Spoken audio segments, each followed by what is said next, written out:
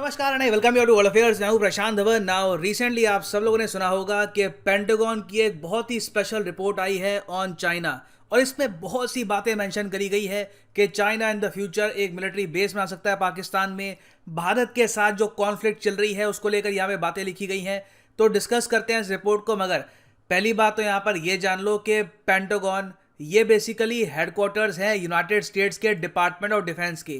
कम शब्दों में pentagon brain है यूएस के डिफेंस का। जो भी इनकी army, navy, air force, space force जो भी करेगी ये सब पेंटागन के ऑर्डर्स के अंडर ही होता है। और पेंटागन को ये भी कहा जाता है कि ये अपने आप में दुनिया का सबसे बड़ा ऑफिस है। करीब बताया जाता है कि 28,000 लोग काम करते हैं पेंटागन में। यहाँ पे आप देख पाओगे ये है दुनिया का सबसे बड़ा ऑफिस द पेंटागन। और इन लोगों ने ही हाल ही में रिपोर्ट रिलीज करी है। रिपोर्ट का नाम यहाँ पर आप देख पाओगे military and security developments involving the peoples Republic of China. तो पूरे इंटरनेट पे मैं यहाँ पे ये कह सकता हूँ कि इस लेवल का एनालिसिस आपको नहीं मिलेगा जो मैं आपको दूंगा। इस रिपोर्ट में जो भी बातें लिखी हैं I will explain everything thoroughly. आगे बढ़ने से पहले आपसे क्वेश्चन भी पूछूंगा। क्वेश्चन यहाँ पर यह है कि the changing wealth of nations 2021 ये रिपोर्ट हाल ही में किसने पब्लिश करी थी? IMF, world bank, Asian development bank या फिर नीति आयोग? कमेंट सेक्शन में करिए आंसर। सही आंसर मैं आपको दूंगा वीडियो के एंड में। ना यहाँ पर आप पूछ सकते हैं कि यूएसए ये रिपोर्ट निकालता क्यों है? क्या ये सारी दुनिया के लिए है कि दुनिया पढ़ेगी यहाँ पर कि यूएसए क्या सोचता है? तो इसका आंसर है नहीं। ये रिपोर्ट ये लोग पब्लिक करते हैं वो अलग बात है, मगर ये रिपोर्ट प्राइमरली है यूएस गवर्नमेंट के लिए। यहाँ पर यूएस का जो डिपार्टमेंट ऑफ डिफेंस है प्रेसिडेंट को, यूएस के पार्लियामेंट को बता रहा है कि इनके आज के समय क्या विचार है चाइना को लेकर, चाइना कितना बड़ा थ्रेट है। और फिर प्रेसिडेंट और जो इनके पार्लियामेंट है यहाँ पर लोग बैठ के रणनीति बनाएंगे कि डिपार्टमेंट ऑफ डिफेंस को क्या करना चाहिए चाइना के इशू को लेकर। तो ये मेन मोटिव है इस रिपोर्ट का। नाउ रिपोर्ट के आप अगर पढ़ोगे तो पहले पेज में ही ये मेंशन करते हैं कि पीपल्स रिपब्लिक ऑफ चाइना खुद को देखता है एक प्रतिद्वंदी की तरह of the United States of America. ये लोग ऑल टुगेदर यूएसए को रिप्लेस करना चाहते हैं to become the most powerful nation on the planet. और ये सब करने के लिए इन्होंने जो डेडलाइन सेट करी है वो है 2049।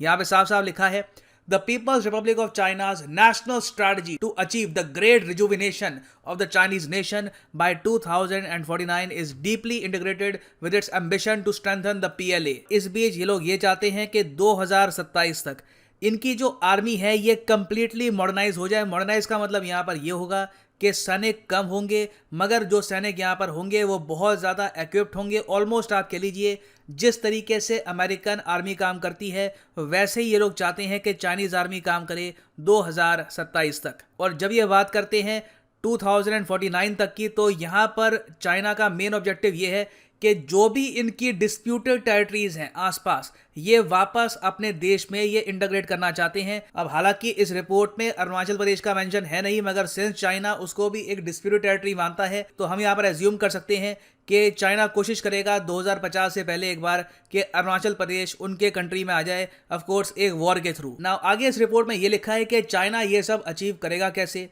ये लोग प्राइमरली कोशिश करेंगे कि डिस्प्लेस कर दे यूएसए की अलायंसेस को, और इंडो पैसिफिक की जो पार्टनरशिप है इसको फेल कर कर ये लोग कोशिश करेंगे कि अपना जो प्रभाव है पूरे एशिया में ये फैला दे। और एशिया आपको पता होगा दुनिया का सबसे बड़ा कॉन्टिनेंट है। जो एशिया को कंट्रोल करेगा वो आप कह लीजिए ऑलमोस्ट दुनिया को ही कंट्रोल करेगा। और इस बीच चाइना को ये बात अच्छे से पता है कि इनके एक्सपोर्ट्स हिट होंगे। हो सकता है कि बहुत से देश चाइना के जो प्रोडक्ट्स हैं ये परचेज करना बंद कर दे। फॉर एग्जांपल हमने रिसेंटली देखा कि लिथुआनिया की सरकार, लिथुआनिया ऑफ कोर्स एक यूरोपियन देश है, उनकी सरकार ने रिसेंटली अपने हर एक नागरिक को ये कहा कि चाइनीज़ फ़ोन मत खरीदना, अगर चाइनीज़ फ़ोन तुम्हारे पास है तो इसको फेंक दो। ये एग्जाम्पल और फैलेंगे इन द फ्यूचर। और चाइना जैसे जैसे और अग्रेसिव होगा तो चाइना की एक्सपोर्ट मार्केट दुनिया भर में कम होती जाएगी। तो चाइना ने इसको काउंटर करने के लिए एक प्लान बना दिया है जिसको ये कहते हैं डुअल सर्कुलेशन प्लान, जिसके अंडर ये लोग ये कोशिश करेंगे कि ये लोग सिर्फ प्राइमरली जो अपने नागरिक हैं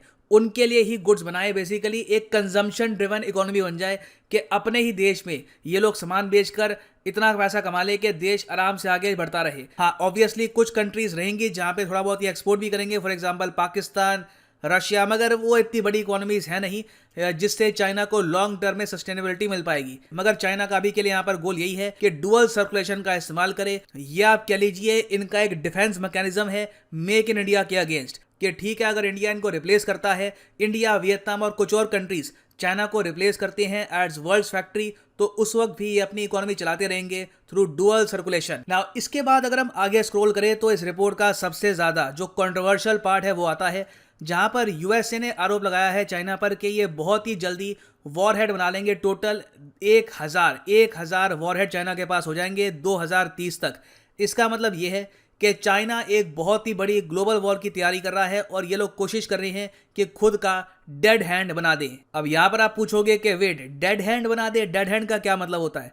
देखिए, डेड हैंड रशिया की एक टेक्निक है, ये यूएसएसआर के टाइम में बनाई गई थी। डेड हैंड में सिंपली ये लिखा है कि कल को अगर रशिया पे न्यूक्लियर वेपन से अटैक होता है तो रशिया के सारे न्यूक्लियर वेपन जो हजारों की संख्या में हैं ऑटोमेटिकली लॉन्च हो जाएंगे और पूरी धरती को रशिया बर्बाद कर देगा। ये आप कह लीजिए इनका एक प्लान है इंश्योर करने का कि अगर हम जिंदा नहीं रहते तो कोई भी जिंदा नहीं रहेगा। डेड हैंड अकॉम्प्लिश करने के लिए ऑब्वियसली आपको चाहिए होते हैं बहुत ही बड़े स्केल पर न्यूक्लियर वॉरहेड, क्योंकि आप पूरी धरती को यहाँ पे धमका रहे हो।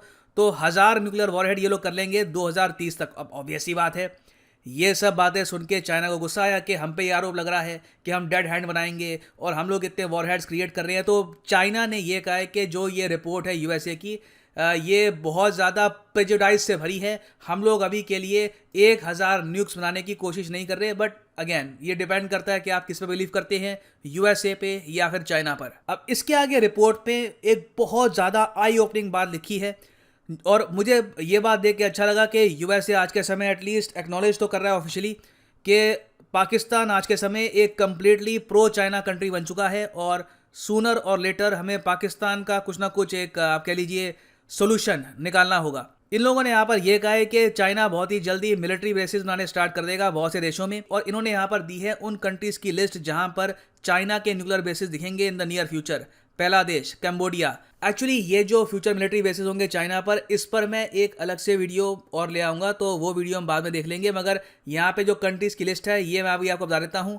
Cambodia, Myanmar, Thailand, Singapore, Indonesia, Pakistan, Sri Lanka, United Arab Emirates का भी यहाँ पर मेंशन किया गया है कि पॉसिबिलिटी है कि इन द फ्यूचर ये लोग यहाँ पर कुछ बेस बनाने की कोशिश करें। इवन दो अब यूएस यहाँ पर ये सब कह रहा है कि इवन दो आज के समय यूएसए के खुद मिलिट्री बेसिस अवेलेबल हैं यूएई में, मगर ये मान के चल रही हैं कि हो सकता है कि इन द फ्यूचर यूएई में भी ये बेसिस बनाएंगे। उसके अलावा केनिया, सेशल्स एक देश है इन द इंडियन ओशन, उसके अलावा तंजानिया, अंगोला, तजिकिस्तान, और इन सब कंट्रीज में से यूएसए कह रहा है कि पाकिस्तान स्पेसिफिकली पॉसिबिलिटी है कि सबसे पहला मेजर मिलिट्री बेस होस्ट करेगा चाइना का। एक मिलिट्री बेस इनका बिल्कुल जिबूती में है, बट अगर हम बात करें एक मेजर मिलिट्री बेस की तो ये लोग कह रहे हैं कि People's Republic of China rank करता है पाकिस्तान को as its only all weather strategic partner. ये जो खास टाइटल है ये सिर्फ पाकिस्तान को ही मिला है। रशिया को भी आप अगर देखो तो ये लोग कहते हैं कि कॉम्प्रहेंसिव स्ट्रेटेजिक पार्टनर है जिनके साथ कॉर्डियल रिलेशंस हैं, ये चाइना की ऑफिशियल लैंग्वेज है।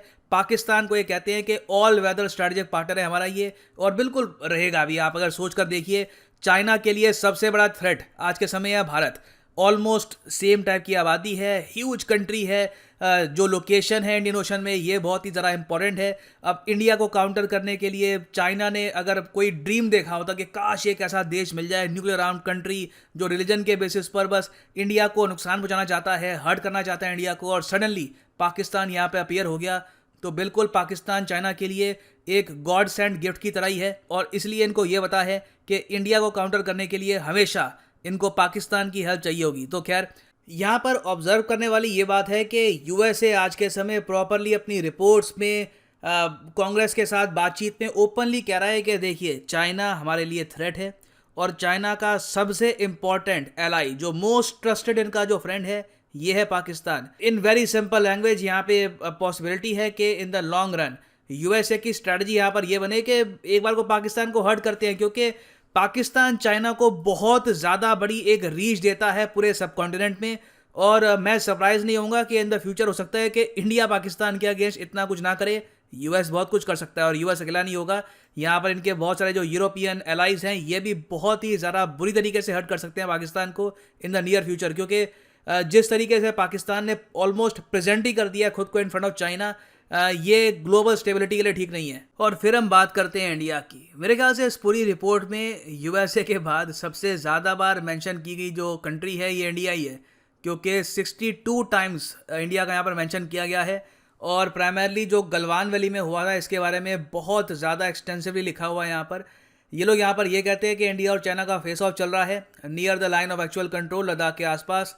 और ये लोग यहाँ पर कह रहे हैं कि चाइना जिस तरीके से इंडिया को टारगेट कर रहा है तो ये एज इफ एक तरीके से प्रैक्टिस कर रहे हैं एक लार्जर कॉन्फ्लिक्ट की। यूएस यहाँ पर मान के चल रहा है कि इंडिया के सामने अपनी आर्मी खड़ी कर कर अपने जो यहाँ पर मेजर जनरल्स हैं उनको ये लोग एक्सपीरियंस दे रहे हैं कि कल को जब रियल टाइम वॉर होगी कहीं और तो उस केस में आपको क्या करना है। यूएसए का यहाँ पर ये मानना है कि पॉसिबिलिटी है कि कल को ये लोग ताइवान पर जब अटैक करेंगे तब ये लोग वो एक्सपीरियंसेस का इस्तेमाल करेंगे जो उन्होंने यहाँ पर एक्वायर किए हैं विद इंडिया। और यहाँ पर आप देख पाओगे यूएसए ने बिल्कुल यही बात लिखी है कि जो क्लैशेस हुई हैं with India it resulted in significant PLAA People's Liberation Army की यहाँ पर बात कर रहे हैं फोर्स बिल्डअप एंड एस्टैब्लिशमेंट और enforcement of forward positions along the line of actual control. These tension जो इंडिया के साथ टेंशन हुई हैं इसने चाइना की आर्मी को रियल वर्ल्ड ऑपरेशंस और टैक्टिकल एक्सपीरियंस दे दिया है, क्योंकि चाइना ने बहुत ही लंबे समय से कोई प्रॉपर वॉर लड़ी नहीं है। और फिर यहाँ पर ये लोग बात करते हैं गलवान वैली क्लैशेस की और यहाँ पर ये लोग कहते हैं कि इन क्लैशेस में इंडिया के 20 जवान वीरगति को प्राप्त हो गए। और ये लोग कहते हैं कि according to China, according to the peoples Republic of China, जो इनका डेटा है ये लोग क्लेम करते हैं कि इनके बस 4 सोल्जर मारे गए थे। अब मुझे अजीब बात आज भी ये लगती है कि जब इनिशियली आप अगर देखो गलवान वैली इंसिडेंट जब हुआ था तब रशिया के सरकारी मीडिया ने यह कहा था कि हो सकता है कि चाइना के 35 से ऊपर सोल्जर्स मारे गए हों। अमेरिका ने कहा कि चाइना के बहुत से सोल्जर्स मारे गए हैं, मगर हमने कभी उस नैरेटिव को बिल्ड नहीं किया। वी ड्रॉप द बॉल, मतलब हमारे हाथ में गेंद थी, हमको भागना चाहिए था गेंद को लेकर, वी जस्ट ड्रॉप्ड इट। मतलब ये मैं हर बार देखता हूँ कि चाइना बहुत ही अग्रेसिवली हमारे अगेंस्ट प्रोपेगेंडा करता है। रिसेंटली उन्होंने बहुत सारी इमेजेस वीडियोस भी रिलीज कर दी गलवान वैली इंसिडेंट की, हमारे पास भी होंगी, but I don't know, it's really sad. मैं यही कहूँगा कि इस पर मैं एक अलग से वीडियो लेके आऊँगा कि इन्फॉर्मेशन वॉरफेयर में मैं बिल्कुल कहूँगा कि इंडिया बुरी तरीके से हार रहा है और हमको जेन्युइनली इसके बारे में कुछ करने की आवश्यकता है। खैर, गलवान वैली इंसिडेंट के बारे में इन्होंने यहाँ पर मेंशन किया है। और सबसे ज्यादा मुझे अजीब बात यहाँ पर ये लगी, ये paragraph, I mean it's amazing जिस टाइप की लैंग्वेज यूएस ने यहाँ पर यूज करी है। ये लोग कह रहे हैं कि हमारे हिसाब से, यूएसए की असेसमेंट के हिसाब से, चाइना ने ये कोशिश करी कि जब गलवान वैली इंसिडेंट हो गया तो उसके बाद इसको डाउन प्ले किया जाए, इसको ज़्यादा दुनिया के सामने दिखाते नहीं है, इसको अब डाउन प्ले करते हैं। चाइना ने इनिशियली ये कोशिश करी कि इंडिया के साथ रिलेशंस इनके और ज़रा ख़राब ना हो जाए, ऐसा ना हो कि जो बॉर्डर टेंशंस आज के समय इंडिया के अगेंस्ट, इससे इंडिया और ज़्यादा अपनी जो पार्टनरशिप है बढ़ा दे with the United States of America. यहाँ पर लिखा है the peoples Republic of China officials have warned US officials not to interfere with the peoples Republic of China's relationship with India. और आगे आप अगर देखोगे तो इन्होंने यहाँ पर जो डिफेंस बजट है इंडिया और चाइना का, इसको भी कंपेयर किया है। यहाँ पे आप देख पाओगे ये यूएसए की असेसमेंट है कि चाइना का जो टोटल डिफेंस बजट है ये $209 बिलियन है। उसके बाद आप अगर देखो तो सिर्फ इंडिया का ही नंबर आता है इस रीजन में। अगेन, चाइना को अगर कोई कंपटीशन देगा तो इंडिया ही देगा। आई डोंट रियली थिंक कि जापान इतनी जल्दी राइज कर पाएगा। रशिया ऑलमोस्ट आप कह सकते हैं कि चाइना का एक पिछलगू बन चुका है। फिर साउथ कोरिया के पास भी इतनी मिलिट्री पावर है नहीं। ताइवान बस बेयरली खुद को डिफेंड कर पा रहा है। In the end it will all boil down to India. Now India के बारे में लोग ये कहते हैं कि इंडिया का डिफेंस बजट भी इतना है तो चाइना ऑब्वियसली देखता है इंडिया को एक थ्रेट की तरह। हालांकि मैं ये भी बोल दूं कि ये अमाउंट इंडिया का लगता है बहुत बड़ा है, $64 बिलियन, मगर इसमें से ज़्यादातर अमाउंट ना हमारी सैलरीज और पेंशन में ही चला जाता है। तो अभी भी मैं कहूँगा कि डिफेंस बजट इंडिया को इंक्रीज़ करने की आवश्यकता है। एटलीस्ट मैं कहूँगा कि एटलीस्ट इंडिया का डिफेंस बजट $100 बिलियन होना ही चाहिए। हम कैसे करेंगे, मुश्किल होगा, इट विल बी डिफिकल्ट, मगर ये हमारा टारगेट होना चाहिए कि बहुत ही जल्द इंडिया का डिफेंस बजट $100 बिलियन तक पहुँचे।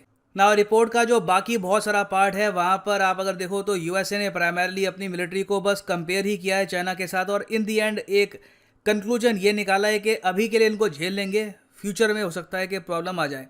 खैर एनीवे, वापस आते हैं अपने क्वेश्चन पे कि the changing wealth of nations 2021 report ये किसने रिलीज करी है रिसेंटली। तो सही उत्तर यहाँ पे है option B, the World Bank. यहाँ पे आप देख पाओगे changing wealth of nations 2021 managing assets for the future, World Bank group ने रिलीज करी है ये रिपोर्ट। बहुत ही इंटरेस्टिंग रिपोर्ट है और इसमें बताया गया है कि इंडिया धीरे धीरे एक वेल्थियर कंट्री बन रहा है as the decades roll by. और फाइनली यहाँ पर मैं ये भी ऐड कर दूं कि अगर आप लाइफ में एक बार प्रॉपरली यूपीएससी एग्जाम के लिए प्रिपेयर करना चाहते हैं तो कमेंट सेक्शन में जाओ, यहाँ पे आपको मिलेगा ये लिंक यूपीएससी सीएससी, इस लिंक पे करो क्लिक और यहाँ पे आप परचेज कर पाएंगे ये यूनिक कॉम्बो पैकेज जिसके अंडर आप यूपीएससी प्रीलिम्स, मेंस और ऑप्शनल तीनों की तैयारी कर सकते हैं। जो ऑप्शनल पार्ट है यहाँ पे आप ज्योग्राफी, हिस्ट्री, जो भी सब्जेक्ट है ये आप चूज़ कर पाएंगे। बट जो प्राइसेस यहाँ पर लिखे हैं पे करने की आवश्यकता है नहीं आपको, सीधा ये कोड यूज़ करिए PD10 and the prices will fall. So use the code PD10 and save your hard earned money. So इसी नोट के साथ ये है वीडियो का अंत। Thank you for listening and as always God bless you all.